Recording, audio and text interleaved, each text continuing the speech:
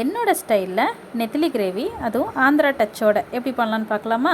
அதுக்கு ஃபஸ்ட்டு கடாயில் இந்த மாதிரி இரும்பு கடாய் யூஸ் பண்ணுங்கள், உங்களுக்கு டேஸ்ட்டு எக்ஸ்ட்ராடினரியாக வரும். ஸோ நான் இங்கே இரும்பு கடாய் யூஸ் பண்ணுறேன். ஆயில் ஊற்றிக்கோங்க, அதில் கொஞ்சம் பூண்டு போட்டுக்கோங்க. பூண்டு போட்டதுக்கப்புறமா ஒரு 3 வெங்காயம், இந்தமாதிரி பொடியாக நறுக்கி வச்ச வெங்காயத்தை போட்டு நல்லா வதக்குங்க. வதக்கும் போதே ஒரு 3 பச்சை மிளகாவும் போட்டு வதக்குறேன்.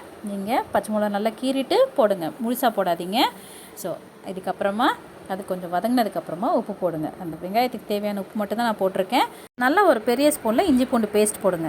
இஞ்சி பூண்டு பேஸ்ட் கொஞ்சம் ஸ்மெல் போனதுக்கப்புறமா அரைச்சி வச்ச ஒரு 5 தக்காளி பேஸ்ட்டை அதில் ஊற்றிடுங்க. நல்லா ஊற்றினதுக்கப்புறமா நல்லா கொதிக்க ஆரம்பிக்கும். இந்த டைமில் கொஞ்சம் மஞ்சள்தூள், கொஞ்சம் காஷ்மீரி மிளகாத்தூள், ஒரு 2லேருந்து 3 ஸ்பூன் குழம்பு மிளகாத்தூள் போட்டு அதையும் நல்லா மிக்ஸ் பண்ணி எண்ணெய் பிரிஞ்சு வர டைமில் ஒரு எலுமிச்சம்பழ சைஸ்க்கு புளி ஊற வச்சு அதையும் இங்கே ஊற்றிடுங்க. ஊற்றினதுக்கப்புறமா உங்களுக்கு திக்கான கன்சிஸ்டன்சி வரும். இப்போ பாருங்கள், இந்த கன்சிஸ்டன்சி வரும்போது உங்களுக்கு எண்ணெய் நல்லாவே பிரிஞ்சு வருங்க. நான் கொஞ்சம் எக்ஸ்ட்ராவாக எண்ணெய் ஊற்றிட்டேன், நீங்கள் கொஞ்சம் கம்மி பண்ணிக்கோங்க. எனக்கு இங்கே கொஞ்சம் ஜாஸ்தியாக ஆகிடுச்சு தான், பட் நீங்கள் அங்கே கம்மி பண்ணிக்கோங்க. ஸோ இந்த ஸ்டேஜில் நீங்கள் நல்லா வாஷ் பண்ணி வச்சுருக்க நெத்திலி மீனை அது உள்ளே போட்டு ரொம்ப ஜென்டலாக மிக்ஸ் பண்ணுங்கள். ரொம்ப ஃபாஸ்ட்டாக மிக்ஸ் பண்ணிங்கன்னா மீன் உடஞ்சிரும். ஸோ ஜென்டலாக அந்த கிரேவியோட லைட்டாக மிக்ஸ் பண்ணி கொடுங்க. மிக்ஸ் பண்ணதுக்கப்புறமா ஒரே ஒரு கிளாஸ், சின்ன கிளாஸ் அளவு, ஒரு டீ கிளாஸ் அளவுக்கு தண்ணி ஊற்றி நல்லா கொதிக்க விட்டுருங்க.